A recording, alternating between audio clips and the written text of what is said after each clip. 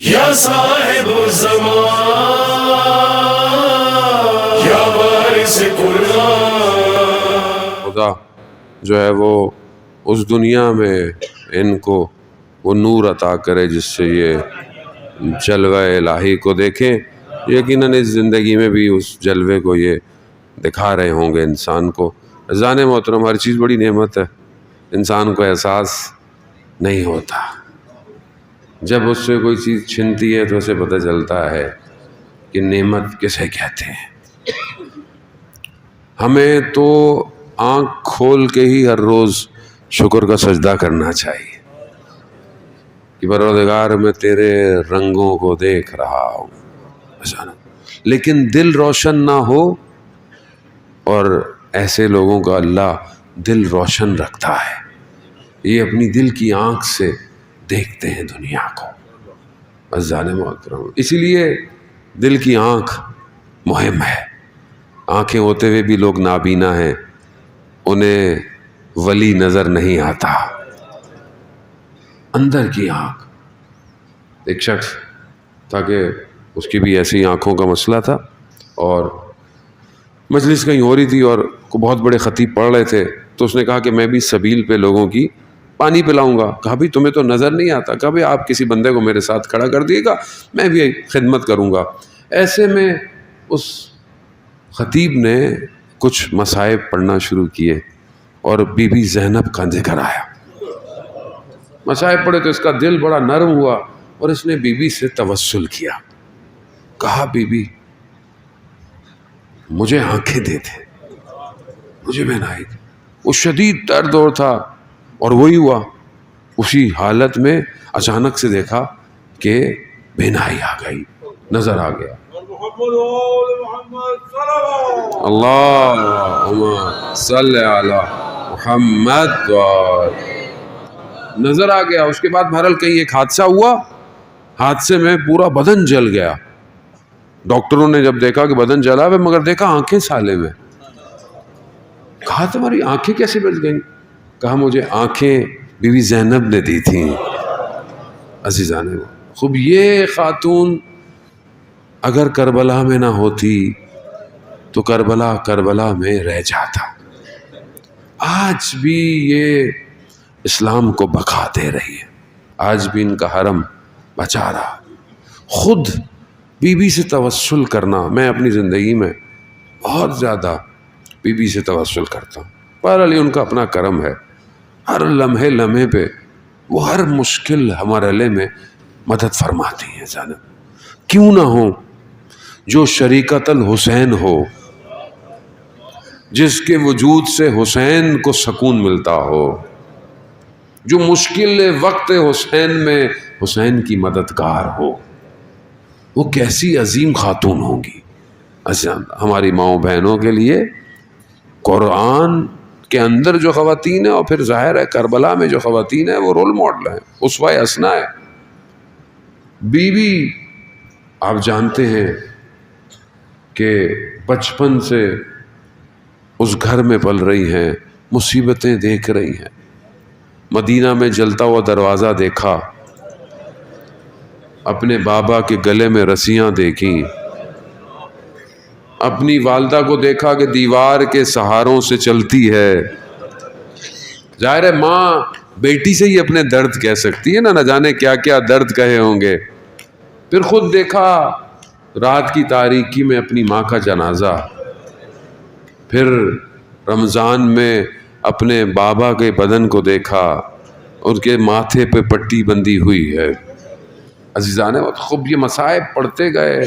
پھر مدینہ میں اپنے بھائی حسن کے کلیجوں کے ٹکڑوں کو تشت میں دیکھا. المصائب، اتنی مصیبتیں.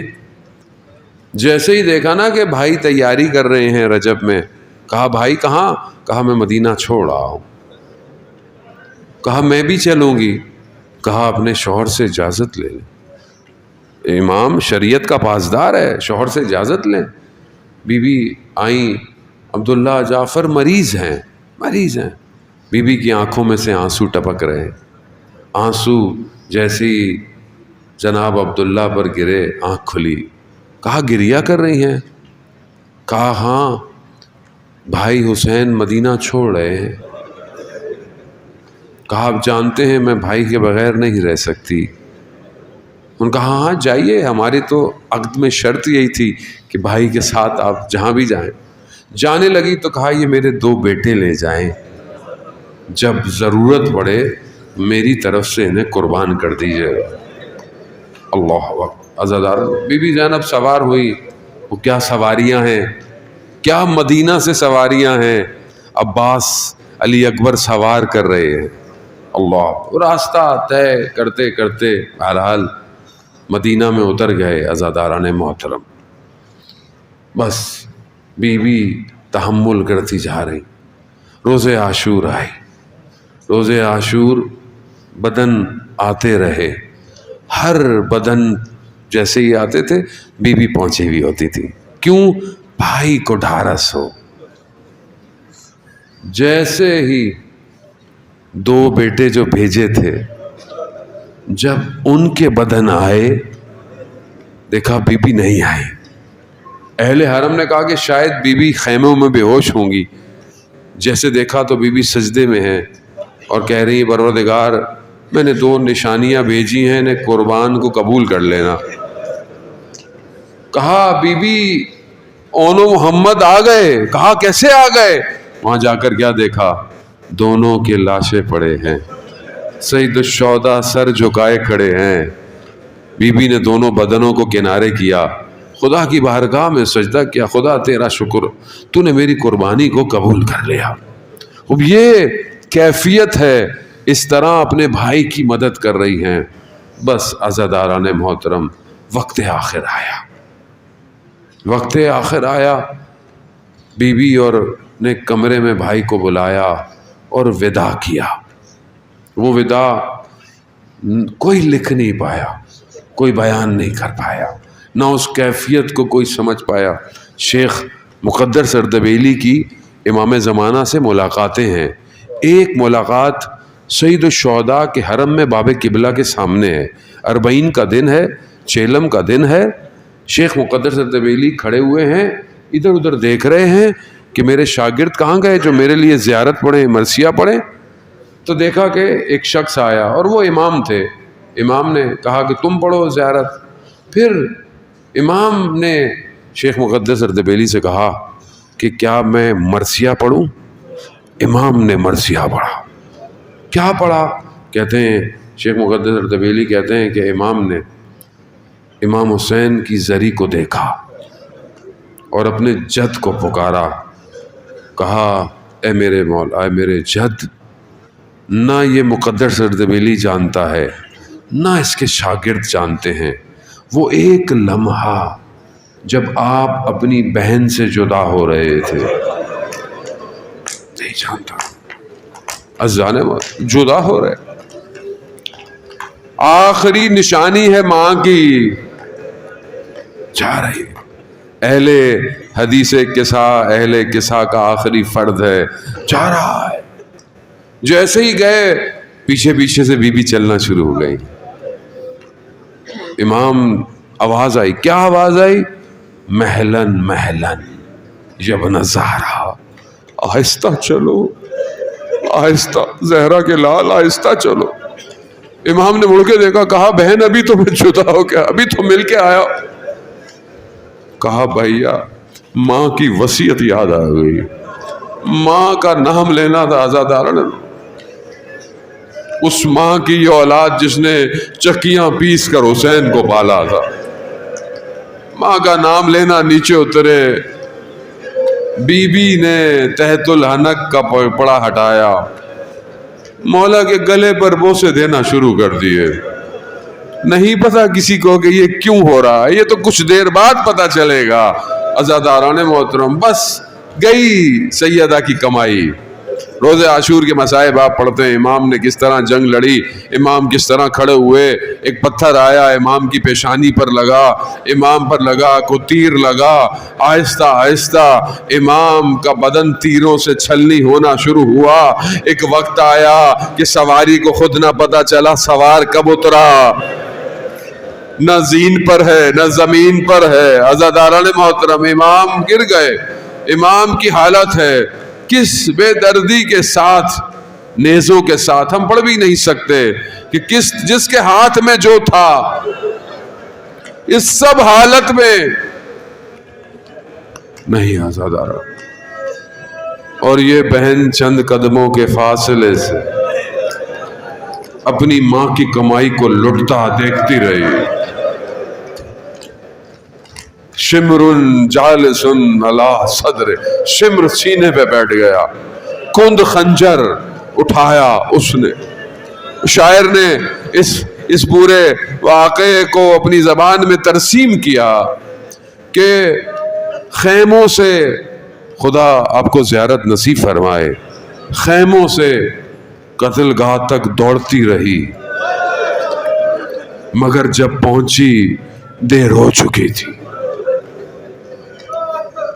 ایک ماں جو دشتے کربلا پہ کھڑی تھی بے ہوش ہو کے گر گئی، ہاں مگر جب پہنچی تو دیر ہو چکی تھی۔ شمر کے ہاتھ میں سر تھا، مگر جب پہنچی دیر ہو چکی تھی۔ کٹی ہوئی رگوں سے خون کے قطرے گر رہے تھے، مگر جب پہنچی دیر ہو چکی تھی۔ جب پہنچی تقبل منا، اے پروردگار ہماری اس قربانی کو قبول کر لے۔ عزاداران موت، یہ لٹا ہوا کارواں، یہ ساری آپ سنتے رہتے ہیں، بس یہ کوفہ اور شام کی مصیبتوں کو جھیلتا رہا۔ نہ جانے کس طرح بی بی جب واپس آئی ہیں اربعین پر، خدا ہم سب کو کربلا کی زیارت نصیب فرمائے۔ عزاداران، بی بی گئی نہ جانے کیسے تھی، بیان کرتے ہیں بی بی اس چھوٹے سے سفر میں ضعیفہ ہو گئی۔ ضعیفہ اپنے بھائی کے بدن پر قبر پر آئیں، کہتی گرا دیا، سارے دکھ درد بیان کیے، کہا بھائی ایک امانت لے کے گئی تھی، شام کے زندان میں چھوڑ آئی۔ عزاداران محترم، بہرحال اٹھے یہ کاروان، آخری جملہ التماس دعا، پھر زندگی رہی آپ کے درمیان میں آؤں گا۔ مدینہ کی دیواریں دور سے نظر آنا شروع ہوئی۔ بی بی ام کلثوم نے سب سے پہلے مدینہ کی دیواروں کو دیکھا۔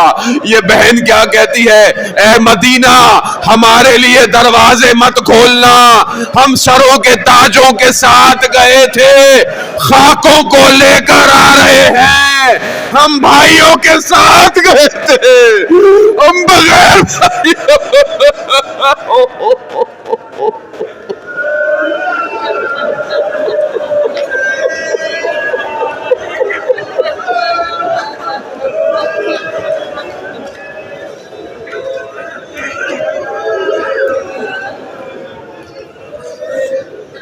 الا لعنۃ اللہ علی القوم الظالمین وَسَيَعْلَمُ الَّذِينَ ظَلَمُوا أَيَّ مُنْقَلَبٍ يَنْقَلِبُونَ۔ پروردگار امام زمانہ کے ظہور میں تعجیل عطا فرما، ہمیں ان کے ناصروں ان کے مددگاروں میں شمار فرما۔